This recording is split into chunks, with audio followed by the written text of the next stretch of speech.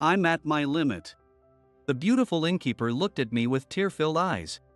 Her father, the head chef, had collapsed, putting this small inn in a management crisis. Leave it to me, I said, staring into her eyes. I was once the executive chef of a 5-star hotel, but now I am just an unemployed man. I never thought I would be serving my food to people again. The familiar feeling made my heart race. My name is John. I am a 39-year-old unemployed bachelor. Currently, I am staying long-term at an inn in a remote mountain area. I had previously suffered a severe burn on my right hand while working. At the time, it was a serious situation, and they said I might never be able to use my hand as before. However, after much treatment, though my fingers and wrist are still a bit stiff, rehabilitation has improved my condition enough for daily life. Sometime after that, I decided to stay long-term at an inn in a hot spring town known for its healing waters. The hot springs here are said to be effective for joint pain and burns, which is why I came for treatment. In fact, it feels like my condition has slightly improved. Originally, I planned to stay for 1 month, but it has now been extended to over 2 months. The hot springs are great, of course, but what really makes it comfortable is the atmosphere of this inn. I am staying at an old inn called Cascade Springs Inn. It's run by an elderly owner and his young daughter, along with a few maids, creating a cozy and homey atmosphere. The inn is far from being new and grand, but it's well maintained, and fresh flowers are displayed in the hall every day. The staff are all lively and pleasant to be around. The owner, who is also the head chef, prepares delicate dishes using the bounty of the mountains. His dishes are beautifully crafted, each one a work of art. For long-term guests like me, there is a separate kitchen where we can cook our own meals, and I always used it for my cooking. One evening, as usual, I was preparing dinner in the kitchen. I held the knife in my slightly stiff hand due to the burn aftereffects and cooked at my own pace. I deftly cleaned the fish, sprinkled it with salt, and fried it in the pan. Next, I thought of making a stew with local mountain vegetables I bought at a farmer's market. Ah, this is nice. Standing in the quiet kitchen, cooking, I felt at peace. I used to be a French chef. After high school, I went to culinary school to learn the basics and hone my skills working part-time at a French restaurant. After graduating from culinary school, I went to Paris alone, thanks to a connection from my part-time job's owner, and trained at a restaurant for 10 years. In that restaurant, I was recognized as the owner chef's right-hand man, honing my skills daily. Looking back, my 10 years in France were incredibly fulfilling. I managed to balance work and romance, dating a female colleague for a while. However, we eventually parted ways due to differing values and didn't marry. After that, I was headhunted to work in the US and returned home. Through hard work, I got a job at a high-end restaurant in a 5-star hotel in New York and became the executive chef at the age of 33. The shouts echoing through the kitchen and the clatter of dishes colliding. The mingling aromas of various ingredients in the heat. That was my chaotic life back then, surrounded by such an atmosphere. That chaotic kitchen life was like a battlefield. I worked desperately from morning till night, and now, reminiscing while cooking, I felt a bit nostalgic. While I was cooking, the young innkeeper, Emily, spoke to me. "Oh, it smells wonderful. You really love cooking, don't you? I can tell just by watching you." Emily.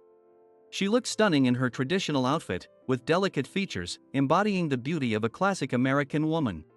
Her natural, unpretentious demeanor always made me feel at ease. Most people, when they see the burn scar on my right hand, either react as if they have seen something they shouldn't or go out of their way to show excessive concern. However, she neither averts her eyes from my burn scar nor oversympathizes. I found myself liking her for that. When she peeked into the kitchen, she seemed to want to say something, fidgeting nervously. "Is something wrong?" I asked. Then, with difficulty, she asked, "Could you help with preparing tomorrow's dinner at the inn?" What happened?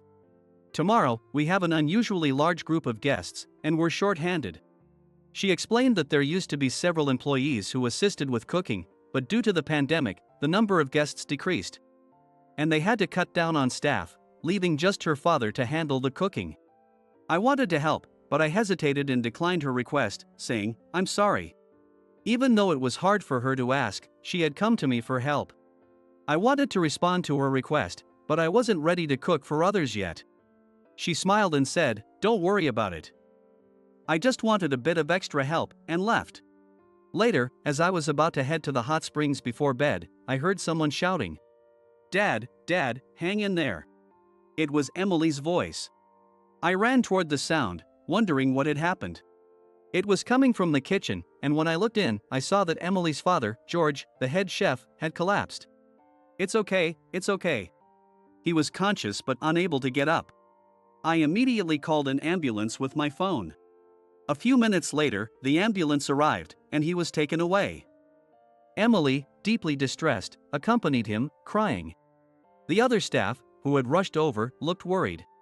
I was concerned about her and waited in the hall, reading the newspaper until she returned late at night. She walked back, exhausted. "Welcome back, Emily. How's George?" "Oh, John, he's been admitted to the hospital. They'll do more tests soon." She explained the situation weakly. Apparently, George had been unwell for some time. Her request for my help was out of concern for his health. The inn was already struggling financially, but they continued for the sake of the healing guests. "We might have to close down," she murmured, tears streaming down her face. "To accommodate the current reservations, we'll have to hire a temporary chef. But it won't be possible by tomorrow. So we'll have to ask tomorrow's guests to cancel." Looking down, she said, and I found myself saying firmly, "I know I turned you down earlier, but if it's okay, I'll help." "What?" She looked surprised. "My father and I watched you cook in the kitchen and wondered if you were a professional chef," she said. He had apparently told her, "I think he's a skilled chef." I began to tell her about my past as a French chef. Being promoted to the top at a young age brought jealousy and skepticism from those around me.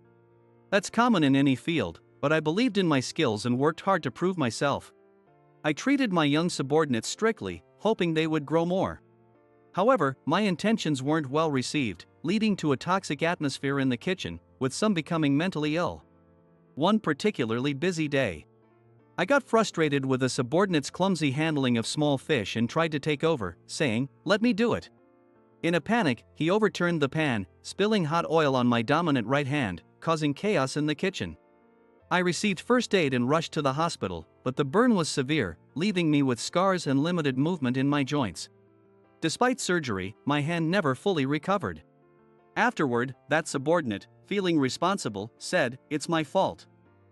I don't know how to make it right," and quit the hotel. I also resigned without returning to work. As the executive chef, I could have continued supervising the kitchen without actually cooking. But I felt I had lost the trust of the entire kitchen staff after that incident, along with the jealousy and doubt from others. The reckless nature of my injury, the trouble it caused, and the fact that my strictness had led a young subordinate to quit, all of it led to a complete loss of confidence. I felt I could no longer hold a knife in that environment. After resigning, I traveled to various hot springs for treatment. And my aftereffects had improved to the point where they no longer affected my work. However, due to my mental state, I couldn't bring myself to return to my profession and continued to hesitate. I said to her, "This inn has been really good to me. I can't fully replace George, but I'll do my best, so please let me help. Given how you can reflect on the past objectively now, I'm sure you'll be fine, John." "Thank you," she said, smiling warmly. I went with her to check the kitchen. It seemed George had collapsed after finishing the preparations for breakfast. The typical breakfast he always made could be managed with the ingredients he had prepared, so I was somewhat relieved. However, I didn't know the dinner menu he had planned, and I would need to source the ingredients. I hadn't cooked anything but French cuisine since my days in culinary school. Now, with the unexpected challenge, I desperately thought about what I could do. The next morning, I started preparing breakfast, with Emily helping me. Not knowing where anything was, she supported me from early in the morning. Seeing us, one of the staff teased us with a grin. "George always said he wanted Emily to marry a chef," they joked. Hearing that, both Emily and I blushed and fell silent. The breakfast was well received by the guests, and I was relieved. Of course, the ingredients were prepared by George. The real test would be the dinner, with no prior preparations. After the guests checked out around 10 a.m., Emily busily worked with the other staff to clean the rooms and then went to the hospital to check on George. Meanwhile, I went to the suppliers she had mentioned to get ingredients. These familiar suppliers advised me on the usual ingredients George would purchase, and I thanked them before returning to the kitchen to start the preparations. While I was working, Emily returned with George. Is he really okay? I thought he would be in the hospital for a while. I was surprised and stopped what I was doing. George, despite being stopped by the doctor and Emily, had forced his way out of the hospital on the condition that he wouldn't work. She pleaded with him to sit in the kitchen, and he said, "Let me taste it." I was making a fusion of French and local cuisine, unsure if it would suit George's palate. Nervously, I had him taste the sauce for the meat dish. After a taste, he smiled and said, "You're no ordinary chef." It turns out George had once aspired to be a French chef. However, when his parents suddenly passed away, he had to take over the inn. "With this taste, I can trust you to take over. I'll keep my mouth shut and let you do it your way." "Yes. I'll do my best," I replied. He decided he would just sit and watch. I felt grateful as Emily and the other staff took turns helping me during their breaks. What I lacked in the past was this sense of gratitude. Before I knew it, I had forgotten about the aftereffects of my injury and was busy working. I had Emily and George taste the finished dishes. He nodded in satisfaction, saying, "Good. It's delicious. I've always wanted to try your cooking," she said, smiling brightly. Soon, it was time for dinner service. Emily and the other staff who were serving the meals and greeting guests kept coming back to tell me how much everyone was enjoying my food. I sighed in relief, phew. As I was taking a moment after serving the final dessert, Emily peeked into the kitchen and asked, "I'm sorry, but there's a room that requested to meet today's chef. Could you please go?" "I'm not the head chef, just a temporary cook," I replied, not really wanting to go, but George said, "The guests who ate your food are calling for you." "I can't go." "You need to." Reluctantly, I followed Emily to the guest room.